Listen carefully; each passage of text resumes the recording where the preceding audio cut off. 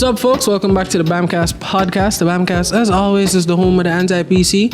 Shout out to Boomjoy Physics for the intro song, Prismatic Breast for the intro sequence. If you're watching on YouTube, while you're there, leave us a like and, hit the subscribe button, join the par.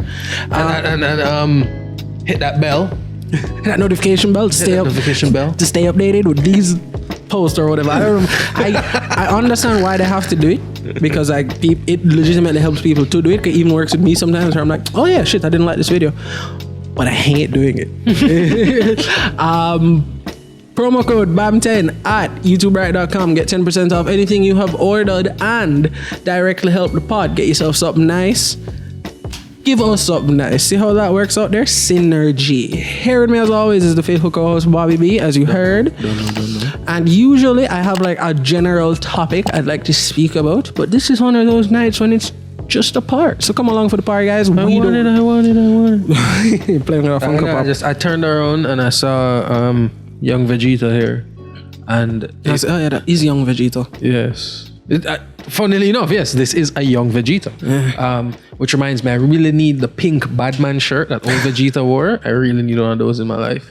Originally it had Juicy on the back, but then copyright stuff in America because of Biggie. But I prefer Batman. Batman looks so much better. Batman on the pink shirt? On the pink button-up shirt. Batman in the black writings on the back.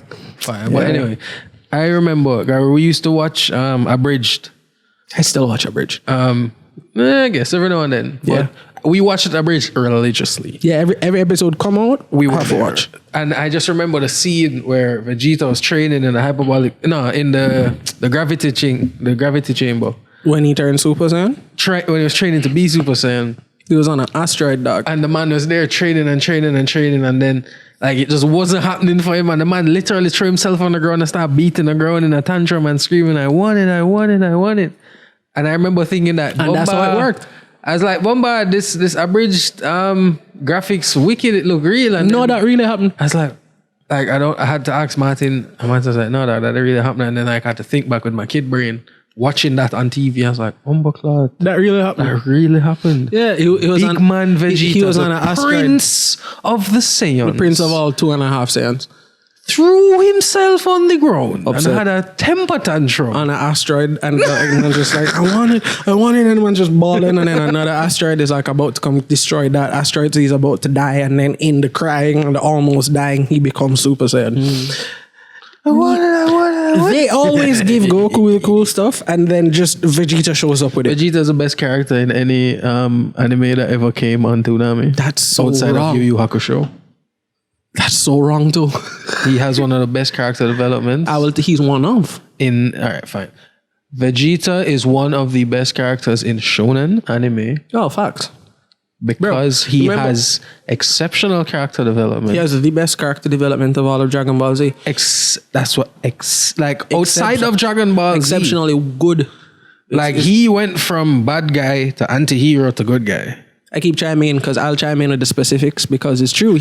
Bob doesn't pre-specifics. He went from being a child soldier for the person who murdered his father to a husband with a wife and 2 kids and defending the planet. And he met his child from the future before having his child in the present. He didn't know that until later on. Even the current arc, what going on now in the manga and stuff, the Namekians are still they have their own planet and whatnot, and he kind of goes out of his way to guard that planet because I'm trying to atone for his sins because of all the Namekians him did kill back in the day. He is easily the best character. The warrior prince himself.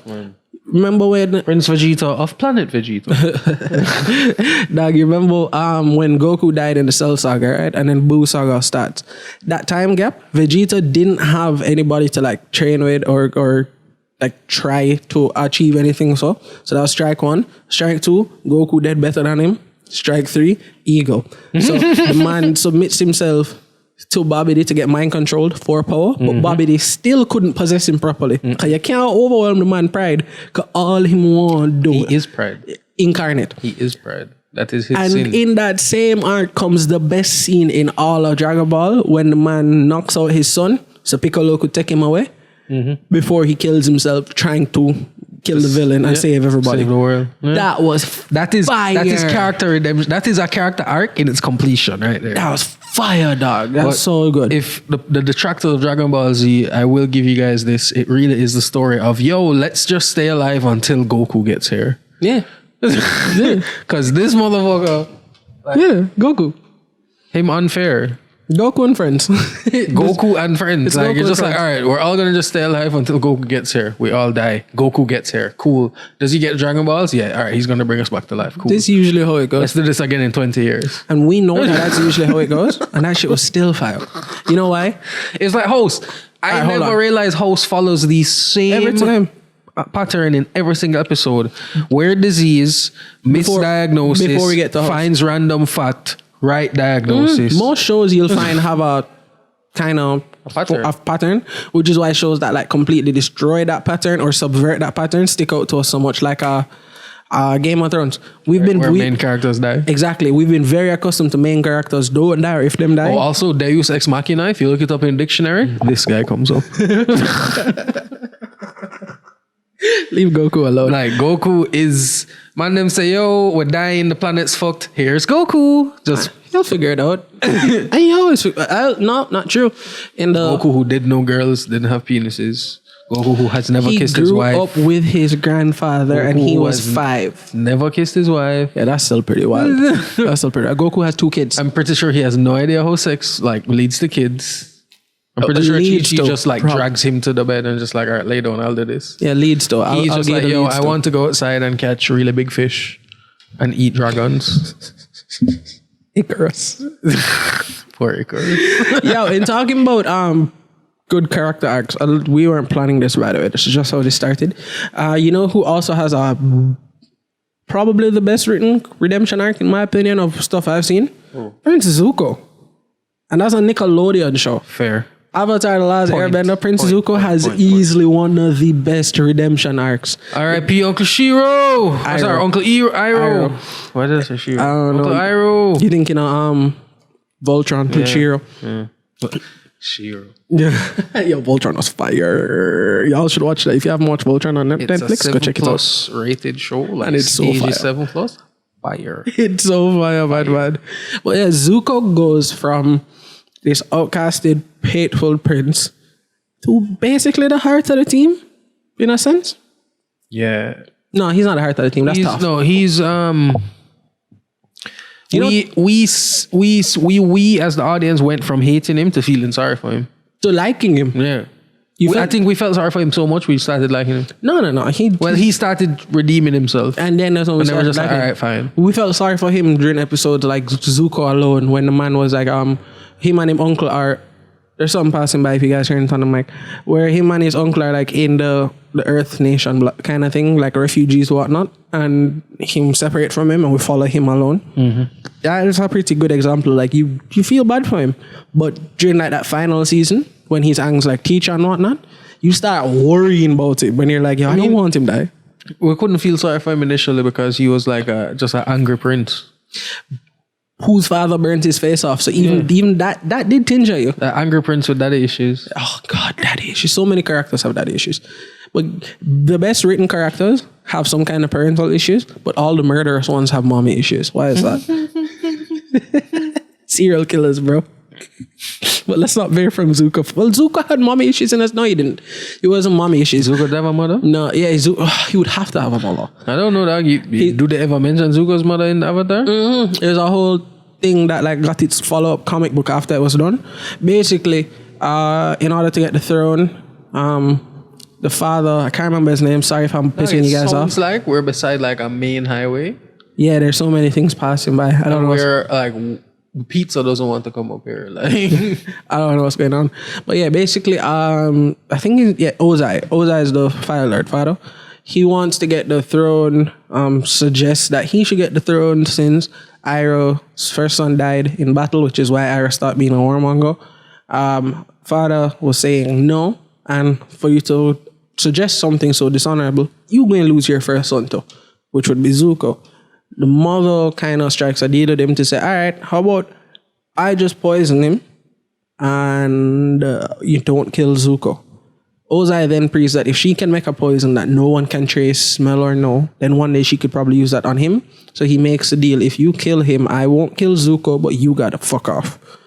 And that's the story of Zuko's mother. So she does. I won't spoil the comic because he does eventually like go looking for her.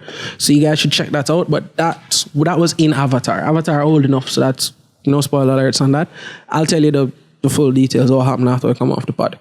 But yeah, you actually do. The moms in Avatar, except for Aang, are pretty important. Aang, the monks, Aang don't really have parents like that. Him have the monks. Yeah, his parents just left him with the monks. Tough parents, baby there too much. Fun fact: if you look at it, Toph being the Earthbender, and so it kind of plays into it thematically.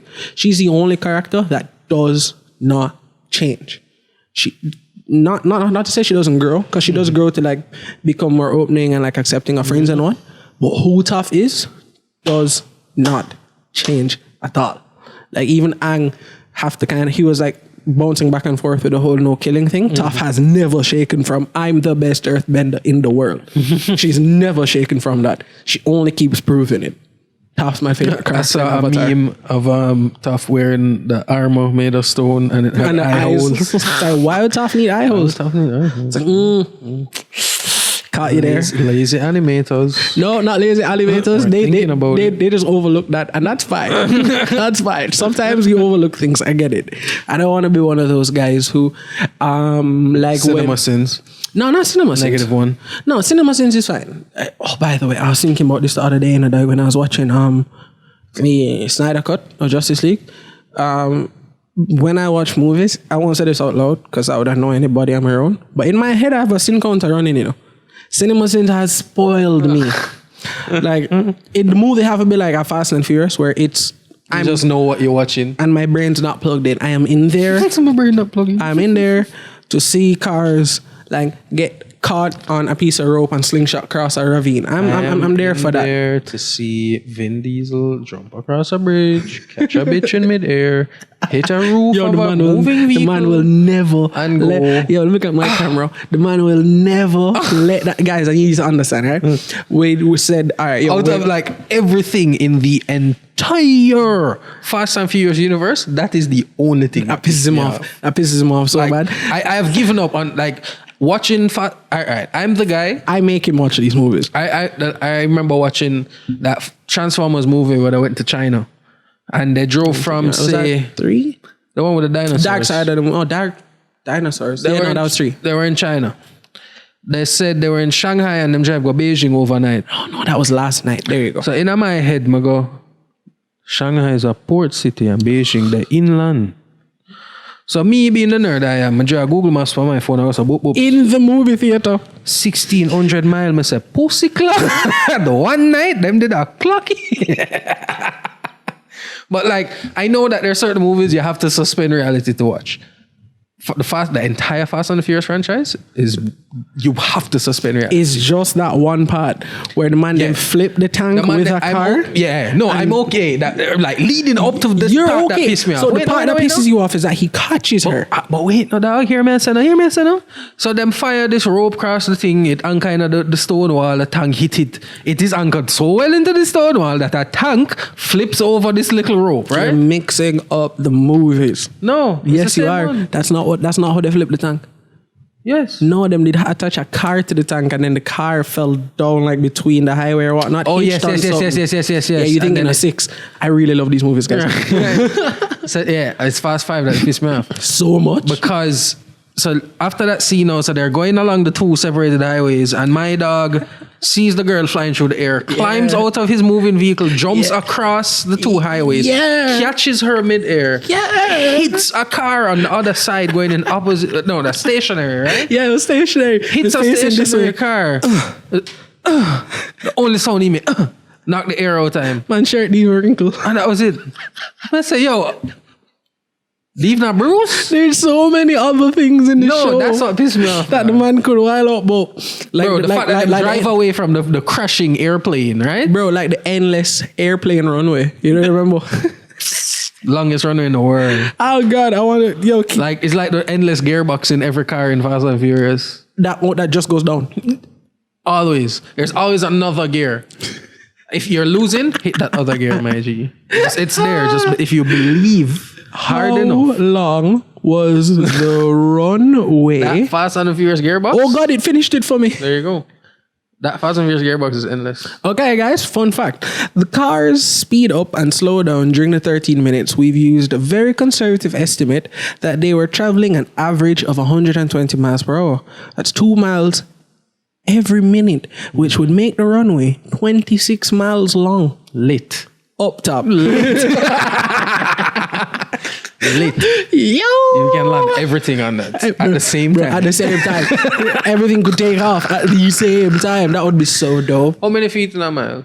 Oh gosh, I have Google right here. I'm not embarrassed myself. Feet in a mile? How many feet in a mile? Amazing that we have imperial And metric? and metric.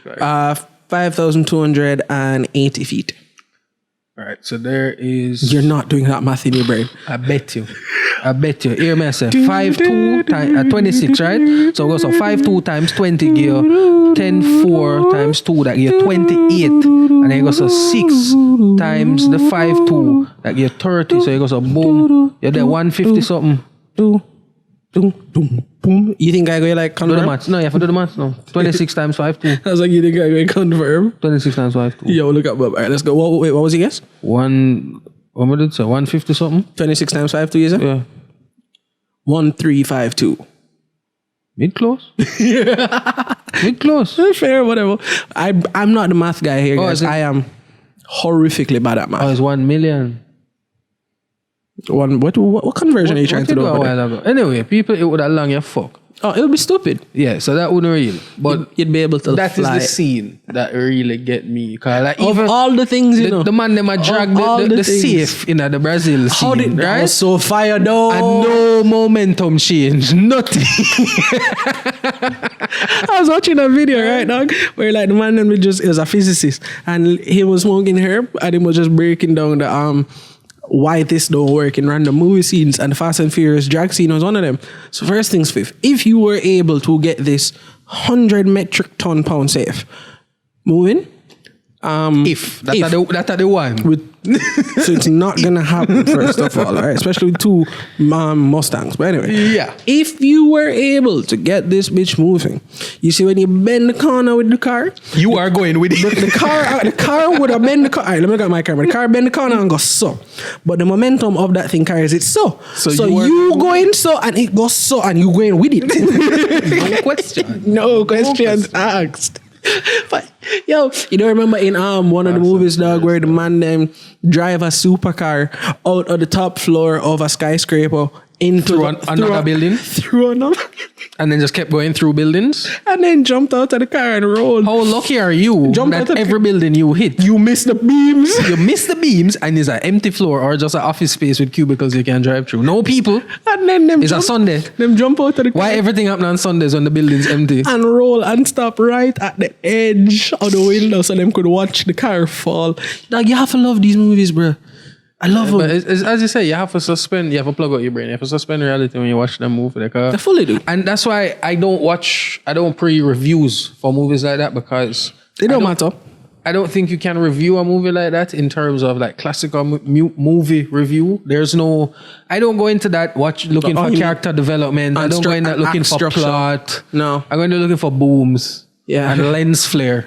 Let me tell you exactly what I'm If going I there. see Michael Bay on that poster, there's no character development. Let me tell you exactly Right? what I'm going There's there. no storyline. There's no plot twist. Now, there might There's be lens storyline, flare but and there's missing. explosions.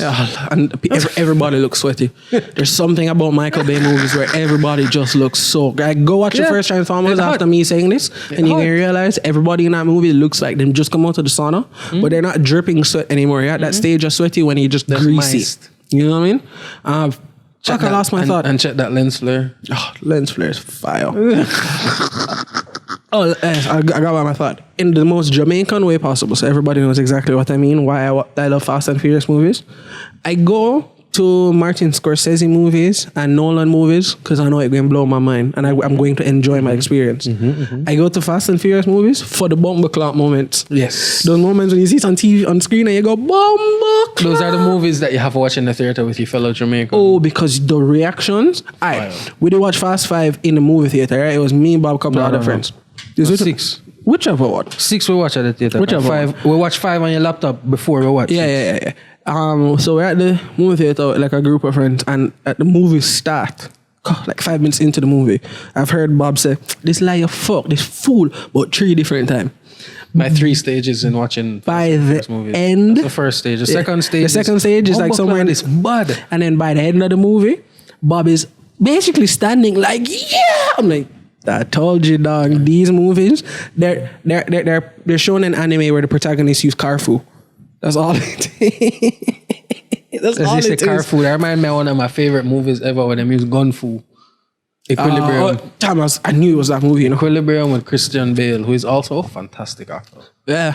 But one thing we can say about that, because the man them actually created a martial art called gun kata, and they had to learn the martial art that they created. The shit looked legit, bro. The shit looked legit. Plus, there's also a video set to Ras It Up by Idonia on YouTube. That I know that exact video back in the day. I know that exact video. Fire. So, but yeah, Equilibrium was like, you know what's the dopest scene in that movie? But wait, no. The thing about that movie, action movie, fantastic action scenes and everything. But if you pre the storyline of that movie, you know, they make you think.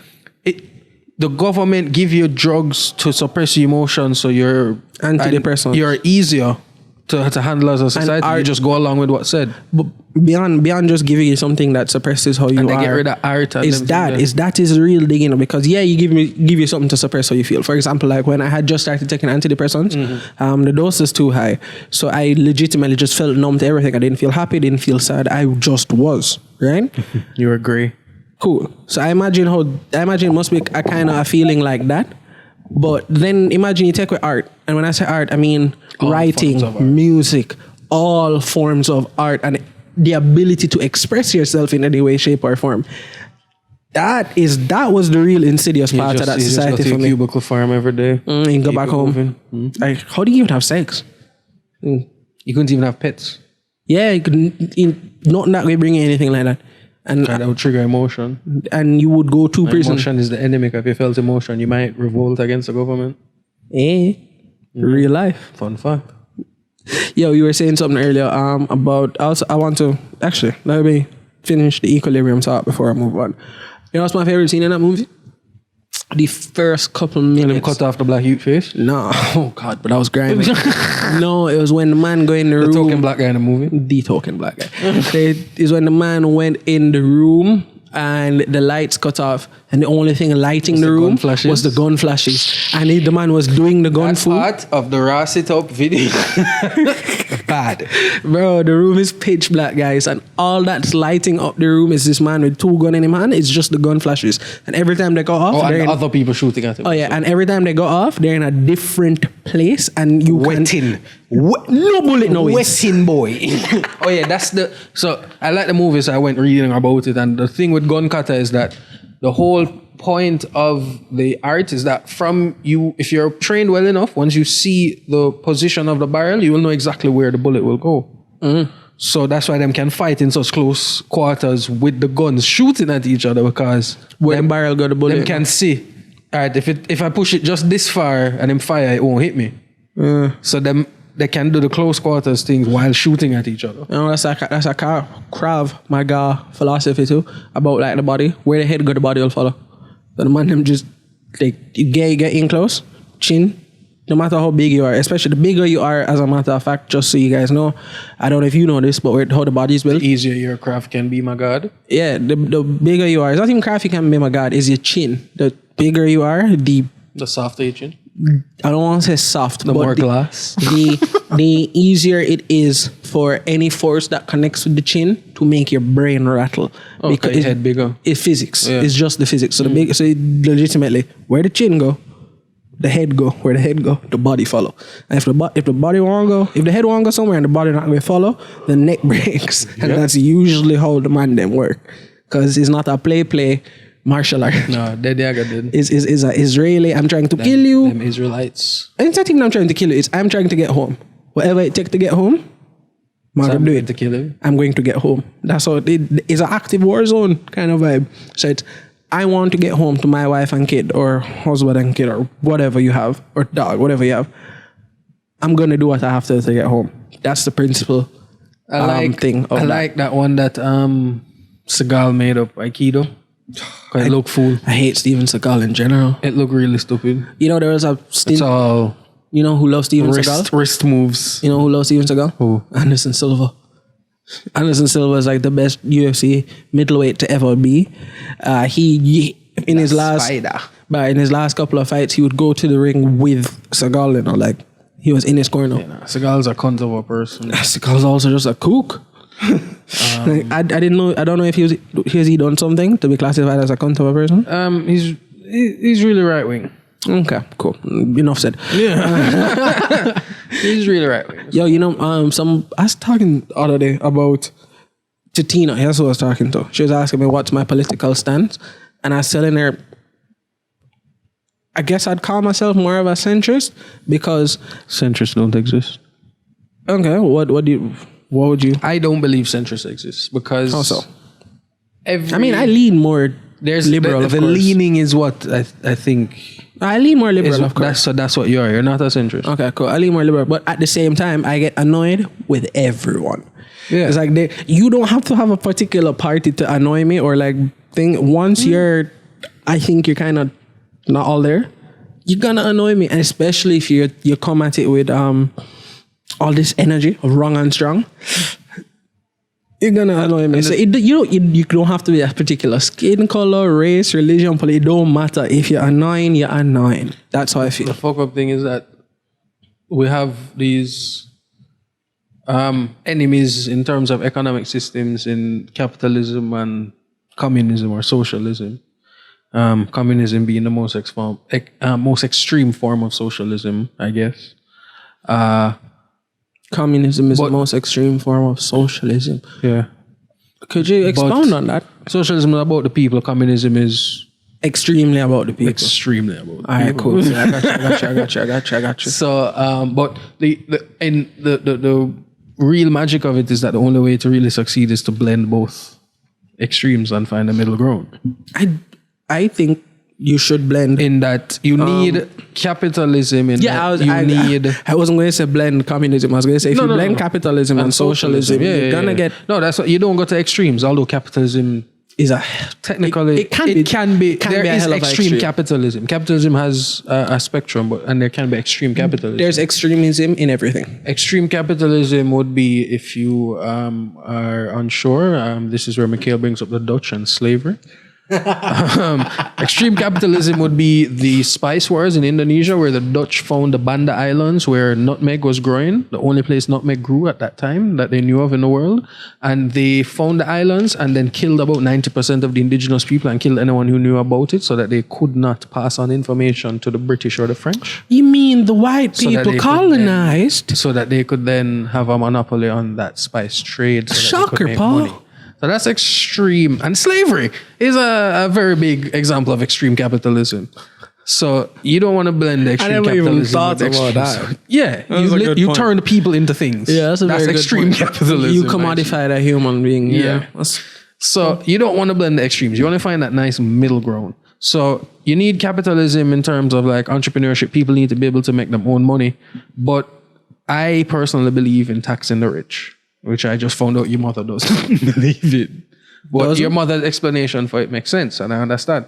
Why should she, as someone who works, pay taxes, and people who work unregistered, like a conductor? The business thing she was talking about? Yeah, the business. She, as a registered person, has to pay taxes on the money she earns, while the unregistered people who work and make their money don't have to pay taxes. So she don't say why she should have to pay more. Because she work more to make more money because she have to pay the taxes. So I hear that. She have to make more to make up for what is coming out. So why were you going to take out more because I'm making more? I think you should I think everybody should pay. Everybody above a certain level should pay tax. So I get that argument, but at the same time, I believe the uber wealthy should pay Uber taxes. Minerva's not the uber wealthy. No, but she's not. Exactly. So she wouldn't even fall under what I'm saying. I am fully okay with taxing the uber wealthy. I think, have a thing where if you earn over a million... I just, because this is your realm, and I'm just going to say something that you'll be like, you're becoming one of us. Bill Gates paid off the national debt of our country, mostly 2-3 weeks ago. And it was looked at as a very positive thing. But in my mind, all I could say was, why does one man have the ability to pay the debt of a country? Welcome, right? Welcome. There you go. Welcome. So what was I saying? You're saying France talking about taxing uber rich. So I think it was France brought in a tax, or like if you earn over $1 million for the year, anything over that, get taxed at 90%. That's insane. That is insane. I don't agree with that. But if you earn over $1 million, anything over that, I agree with you paying more taxes than somebody who does not earn that much. Agreed. 90%. No, 90% is crazy. 90% is fucking crazy. If the regular man pays 10%, everything over your $1 million should be 20. Fair. Because you can afford it. Fair. You genuinely cannot spend all of that money. I don't see anything wrong with that, but taxing a person 90% of their money is fucking ridiculous. Yeah, no, that's crazy. That's stupid. So that's why a lot of French people went to Monaco. Monaco don't have those taxes, and then France forced Monaco to sign an agreement to cut that shit out. Fun fact: a lot of American people in LA, like the podcast comedy scene, actors and shit, most of them have moved to Texas because one, lockdowns aren't as wild in Texas, and two, property tax and state tax and income tax in LA is apparently ridiculously high, and the people are complaining that they don't see where all the tax dollars go. And that made me kind of laugh in my head to myself, because look at the first world having third world problems. I don't know where my tax go. Welcome. That's one of my biggest questions all the time. Like every time I get a pay slip, I see my tax stuff come out, and I'm always like, all right, good, paying taxes, reggae. But where it go? That's my thing. Like, where does it go? You know, this is gonna fuck up, but just let me get it out. Even if I knew, like, it went to say Robert's pocket, I'd feel better, you know, because at least I know where it go. You know what I mean? Just it disappears like into my money went into the prime minister's pocket. I'm not happy about it. I'm not happy, but I know where my money went. Just money gone, disappear into nothingness. That's a maddening thing. That's why. So that's my thing now with paying taxes. I don't want to pay my taxes if I don't know where it go. But if I see where my taxes go, I don't have a problem paying it. None whatsoever. So, and so that's what I said. So that's where the socialism aspect of it come in. So I have the capitalism side in that I can go and work and make my own money. Everything's I own are mine, private enterprise and thing. But I then have to pay taxes on that private money to the public government, who should then use that money to better the public on a whole. That's wow. I burped and then I tried to inhale the burp, but it was the CO2 from the Sprite. Nice. Was not it. So, break your train of thought. I believe that you have to invest the money that your people make back in the people. Yeah. So I don't think, as you said, I don't think one man should have the ability to pay off the debt of one country. That's wild. Just think of that. Just you at home listening or watching, just think of that. One man was let's just use numbers. 100 people are in debt, 100 people starving and can't live. One man could literally hook up them 100 people there and not be budged. Why that inequality? Pablo Escobar offered to pay off Colombia's national debt, so they wouldn't lock him up. Extradite into the so they wouldn't lock up in blood clot. Yeah, I know how we say it. That's crazy. I know how we say it. Absolute power when corrupts you think absolutely. About real money, I know we say absolute power corrupts absolutely. And in the words of Joseph Badman, money is the root of all people. Yeah, it's not the root of all evil, it's the root of all people. Can we just talk about when an actual evil man, in this case Pablo, gets the uber wealthy money? That's how you fuck off with money, guys. Bro, the man them say, yo, we have these criminal records on Pablo. All right, just burn down the government building. What are you going to do? What are you going to do? What proof? What you going to do? Man say, oh, you have to go prison. I'll build my prison and you can't even fly over it. Straight. What you going to do? And if you come in, you have to let me know. In advance. Dog, that's money. That's fuck you money. That's But fuck you money behind a truly I saw a story. don't in the care news the other person. day. A 17-year-old you write off him like Lamborghini and kill a woman, right? At 17? That's my first. Why does he have a 17-year-old have a Lambo? Him father rich and buy him a Lambo. I'm saying, yo, you have so much money. The first vehicle you buy your teenage Is child a supercar. A supercar? It's not us calling it like it's a class of vehicle. For those of you who don't know, called a supercar. I think I did say that. So it's a green Lambo. I don't remember nothing about color on that. I think I saw that teenager story. crash and kill a woman in a supercar. A And I say, yo, 17-year-old. brother, how? Like, that's the thing, man. Money just make people do stupid shit. That is a stupid thing. Your kid's first vehicle should be a fucking Volvo. Or a Civic if you want to be nice to him. No, a Volvo. Secure, Volvos are safety. the safest vehicle. Yeah, fair. And new drivers are going to crash. Yeah, it's not if. Whether it's when. big or little, them are going to lick something. It's when. It's not So- a if, it's a when. Volvo invented the seatbelt. The motherfuckers know what the fuck them doing. You buy a kid a fucking Volvo. Sure. They'll live anything that happens. When them get older and them can Buy actually them drive. own a car? Then you can go buy them a supercar. But man, people Sure, with money that just one. them live in a different world, man. It's like I say, laws that have fines for breaking the law is really just for poor people. Or rich people just do it and pay the fine. Yeah, like how much is the fine? All right, here Yeah, you I go. don't really care. Yeah. Like I go and park in this disabled parking spot. Come back and see a ticket, whatever. And that's the issue. The ability to pay for something somehow they see it as somehow absolving them of any form of like morality. But it's like Because in parking in a handicap, fun fact, I have the thing in my car for my neck because sometimes my neck does hurt me. So I technically could park in handicap spaces, but I don't need to park in handicap spaces. So I don't.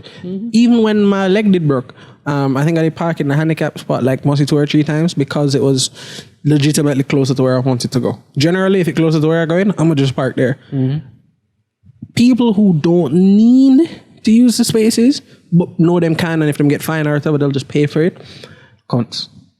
Yeah, thank you. I was going like give them a 3 or 4 words, but you're just a horrific cunt. Like you are, and if your parents do it, your parents are horrific You're a cunts. blue waffle. You know what I mean? Wow. Go Google blue waffle if you want to catch that That's joke. a horrific cunt. Sick cunt, sick cunt, mate.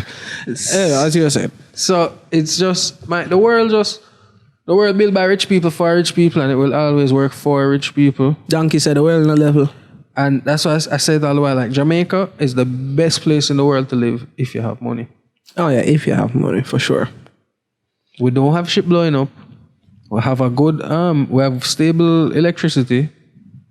Our power grid- It'll go out like once a month. Yeah, like we have stable electricity. We have hurricanes every now and then, but we don't have earthquakes, we don't have volcanoes. Let's knock on this. Well, I said the sentence. Somehow, for the past couple of years during hurricane season, have you noticed it's like the hurricane them like see Jamaica and go Yeah, so I ain't and fucking like breeze around? Like I'm so happy them Well, doing the that. thing Please is- don't ever stop. pre this though, global warming scene, hurricanes gonna move up. So They're going to start. They're going to always start here, but they're going to go further up. up. Yeah. So America gonna get fucked more, we might get hit less. Sorry. Y'all kinda did the global warming thing. Everybody who has any modern appliance helps global warming. Yeah, but I'm blaming America. I mean, we can really blame Britain. That's what I was thinking. They started the industrial. That's what I was thinking. I was like, if They were we the really first guys, going like, to yo, let's blame burn anybody. all this coal. I was like, if we really going to blame anybody, let's Yo, blame this the air people. dirty. Fuck it. Send them 12-year-olds into the factory. I don't care. Like let's blame people Like, yo, who we're dying at 30, start literally working at mined 12. coal, and when the mines got too small, adult males to go in, they were like, "Yo, send your picnic down in there," and then kids would die at like 15, 16 from black lung, from having all this soot in their lung. But using the money that have to make and like things that have to go. Capitalism. Progress that have to make, using the steam engine that have to happen so that we could have all these other things. You were telling me the other day that you did just find out that before running electricity into the house, into offices and stuff. Hydraulic power. There they see hydraulic power. Crazy to me, dog, because like Yeah. I just know a world where we went from like Coal. candles Candles to and light switch. electricity. Like I don't know what was the transitionary period. Like There were definitely a couple of steps in the middle. but like the hydraulic system, I found it out because there's like a remnant of one still in some port in England. I don't remember which Operating? one right now. I don't know if they still use it, but they have this huge tower. It's like 300 meters high or something like that. I believe you. Is that really big? I believe you. I don't know. Or like 100 meters. It fucking big. It big. This big tower. A big water tower. And I was just like, I don't know. Sometimes I have really weird Wikipedia Man tangents. says sometimes. Yeah, I have really weird Wikipedia tangents. So like, I was looking into alternate energy and I came up on like batteries where they use water to store the energy.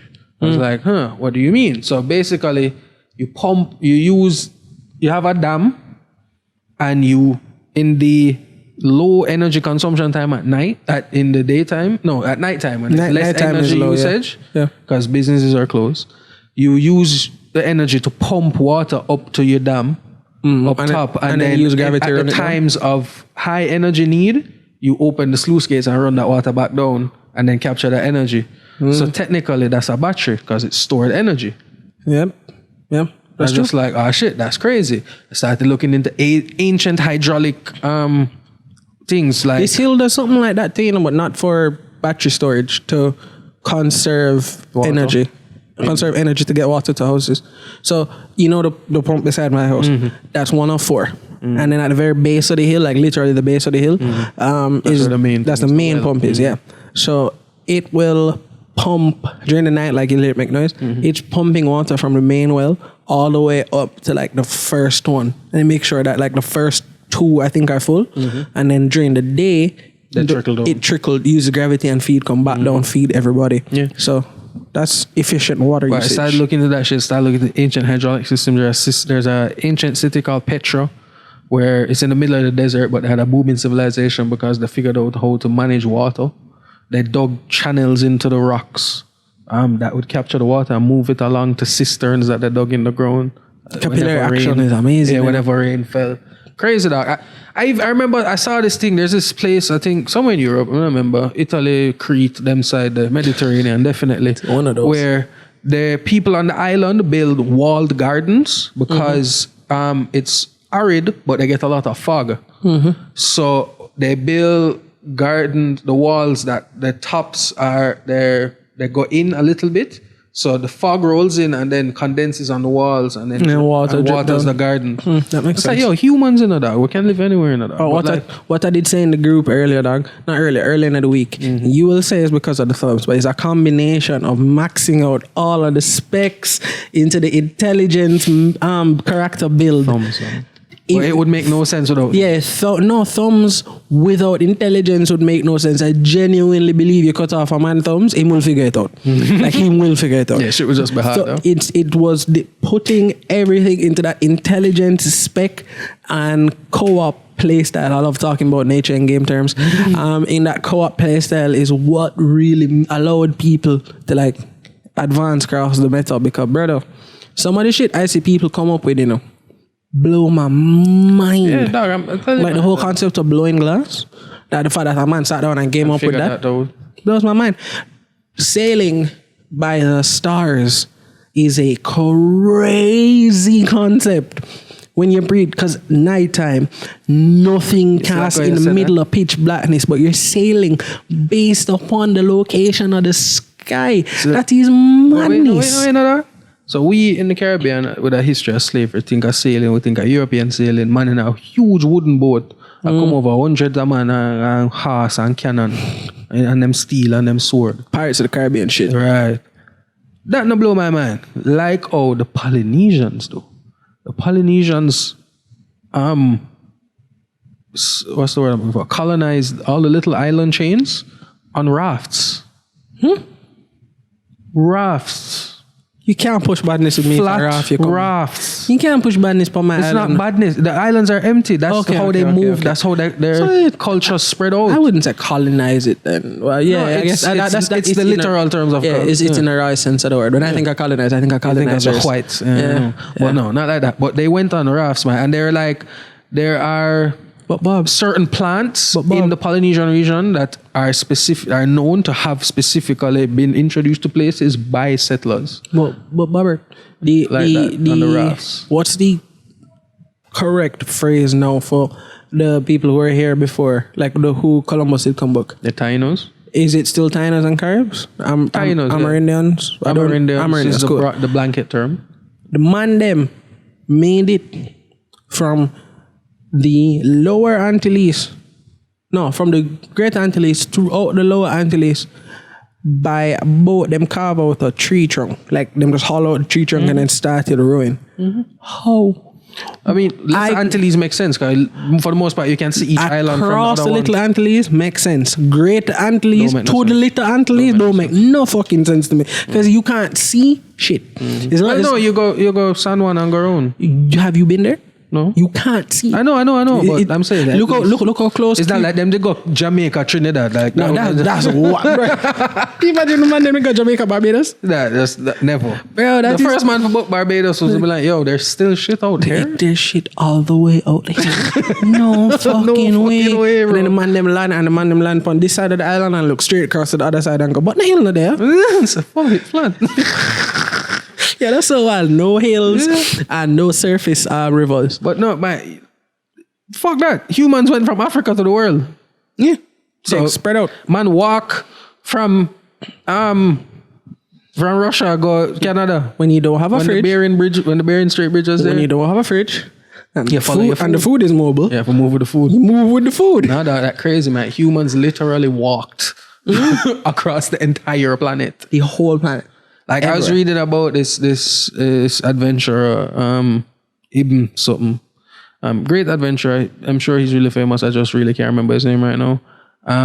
And in his journeys, he went North Africa down to like Somalia and into the Middle East. It took him like 30 years to do all of these things. I'm gonna say, oh, bad man, I walk on mule in a dog.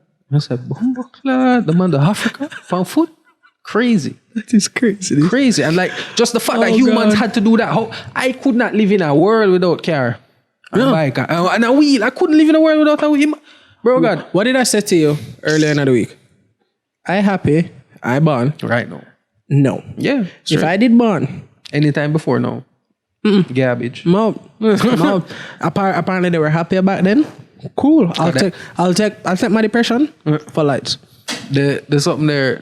I was reading something about like the Aztecs in Mexico and thing, and because they never had the wheel, everything had to be done by human labor. And because on this side of the world we don't have pack animals, we'll have llamas. Llamas are the biggest domesticable animal on this side of the world. Really? Yeah.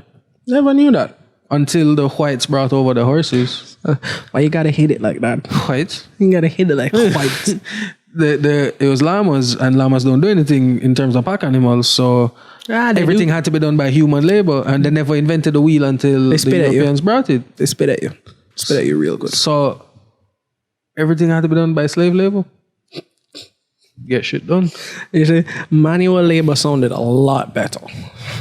Yes, because it is manual labor, but it was also slave labor.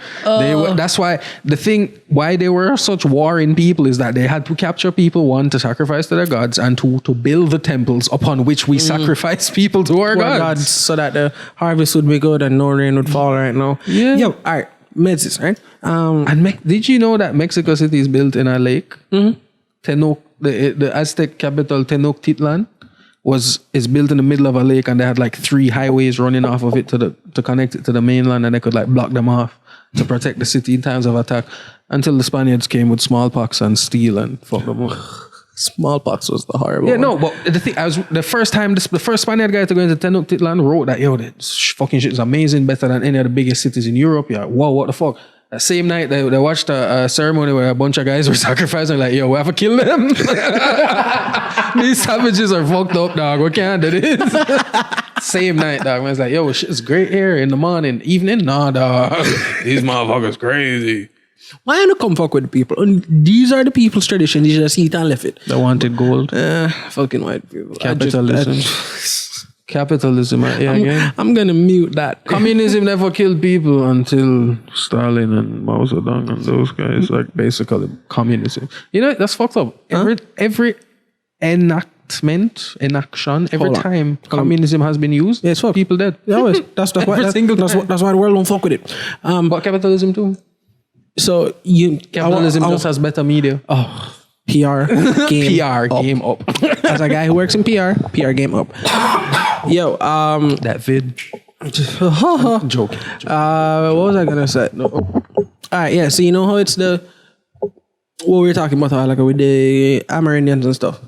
You have a medicine, dog. For how fucked up it is right now, with like all the violence and deaths and murder and blah blah blah that do go on. It is still the safest time in the world to live, you know, because door can't lock and like we're here. I am not worried about enemy tribe like come over the ridge and just come dust me and take everything. Like with no repercussions. So I was reading like the history of Europe because that's the things I do, and like there used to be something called the Holy Roman Empire. Mm-hmm. So I was looking into microstates, and you know there are a lot of microstates in Europe. How these microstates come about, a lot of them are remnants of the Holy Roman Empire, which was a grouping of just a lot of principalities and little rulers in areas that all just had to answer to one big guy. And a big part of that became Germany, and then like basically ethnic tribes just settled into their regions, and that those became countries after World War I or leading up to World War I, and then after World War I really, because that's when the Holy Roman Empire and Austria-Hungary. The empire of Austria-Hungary fell. Yeah. And then you get the states. But like, speaking of microstates, Liechtenstein is just a valley. Liechtenstein.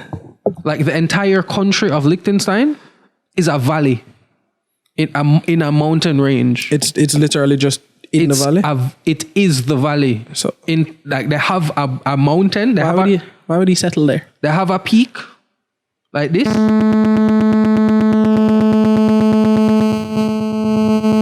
Sorry, my phone. That was my phone. I'm sorry. Wow. Sam calling me.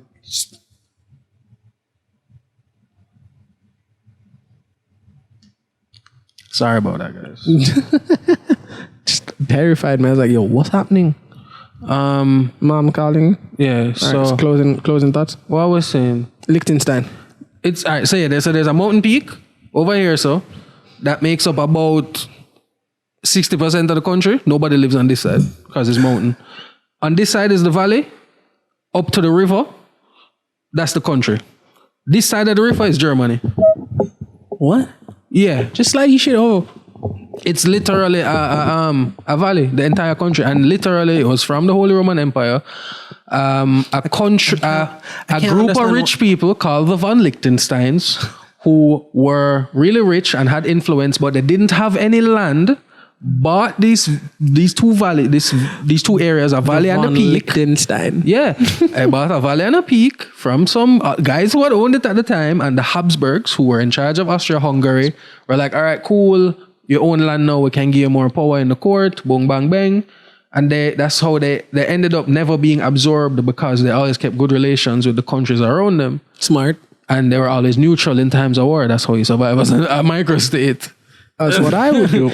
So that's how they exist. So you have them, you have Monaco, which is just literally, they're also just like a cliff face. I got a question. They're a beach and a cliff. When you exist neutrally in war, all right, so say my phone, you're here, you're a neutral state, either side's fighting. Is it that you provide... That means you congratulate Hitler when he kills Americans and you congratulate the Americans when they kill the Germans. I was going to ask, my pre was, you're not in anything any at all, or is it more like if asked you give from either side? So you kind of nice to both sides, or do you just not interact with either side? No, you interact with both sides, but you don't show favor to either side. Just I'm neutral. Okay. I'm whatever you do, I'm okay with. Whatever you do, I'm okay with. I don't choose a side. Just don't shell me. Please, I'm small. I'm small. Please don't kill me. Like so, as I said, they're a valley. Monaco is a cliff on a beach. San Marino is a mountain. San Marino. Yeah, San Marino is in Italy.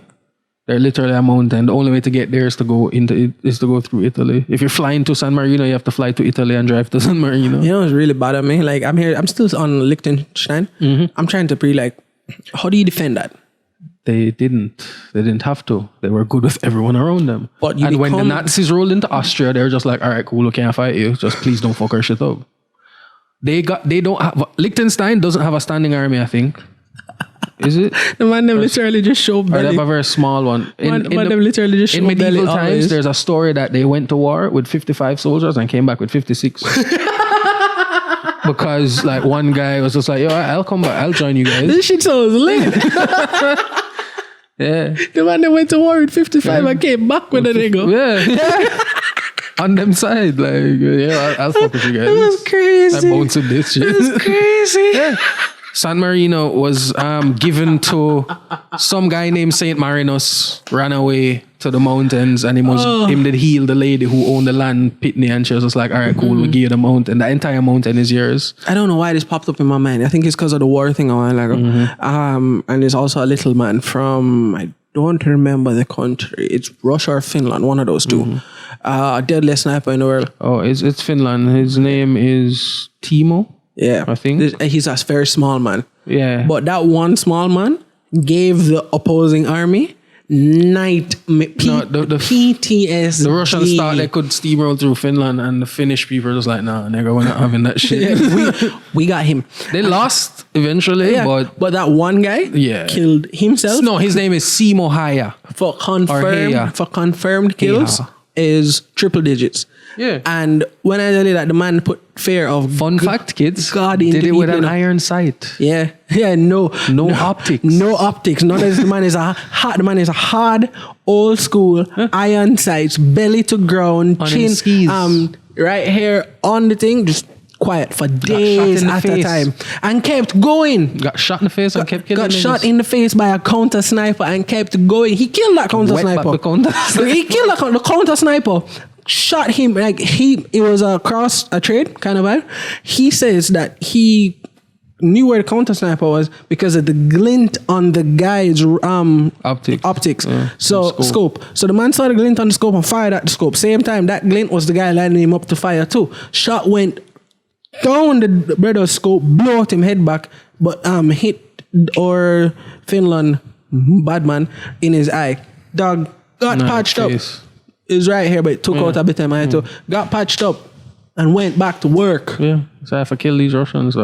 Man's like 5'4", 5'5", little man. But no, man, went back to work. Like as you said, man, back in them time, the man would literally just walk into your yard and shell you and just take whatever you have. And there were no repercussions. None, because that's just how it worked. Yep. No repercussions. So that's what oddly enough, the law, as much as you might not like parts of the law or like aspects of the law is generally what keeps things pretty livable right now. Otherwise, nothing else. There are no repercussions to stop a man just. As Martin said, a tribe would come over the hill, see this house and go, I'd like to settle here. Boom. Shell you. Kill everybody in the house and no, it's mine. Yeah. Until somebody else comes to kill them and take it. Shit was wild back then, you know. Shit's wild now, so I can't imagine how crazy it was back then. That's what I say, man. And man was killing, made it this far. And man, I know it's going to sound bad, but pray me, at least now it's like death can be from a distance.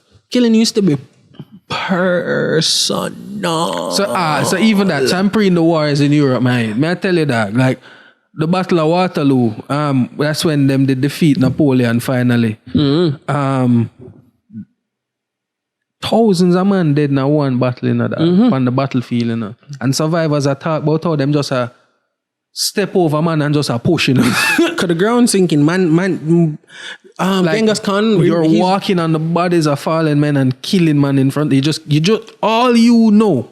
You just have to keep moving that forward. Just keep going forward. Anybody coming the opposite way, kill them. Of Eren Yeager. Keep moving forward until my enemies are destroyed. My favorite historical figure is Genghis Khan, just because half of the world, all the crazy shit he did.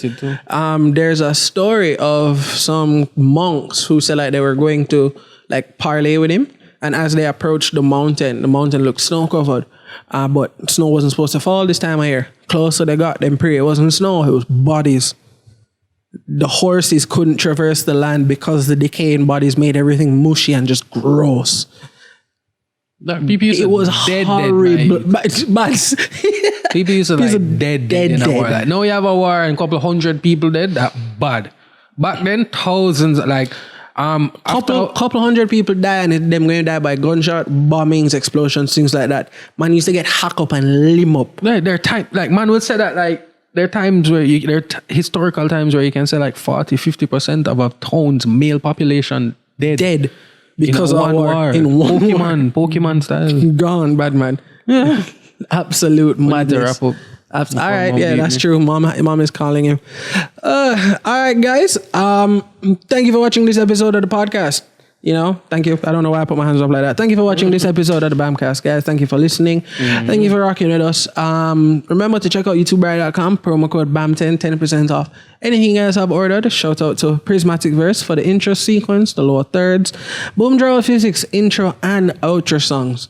And please remember, it's the safest time ever to be alive, and it's still wilding. In the middle of the pandemic. In the middle of the planet, in the middle of the panini bread. Yeah, man, say it. In the middle of the panini, in the middle of the panini bread, it is still the safest time to be alive.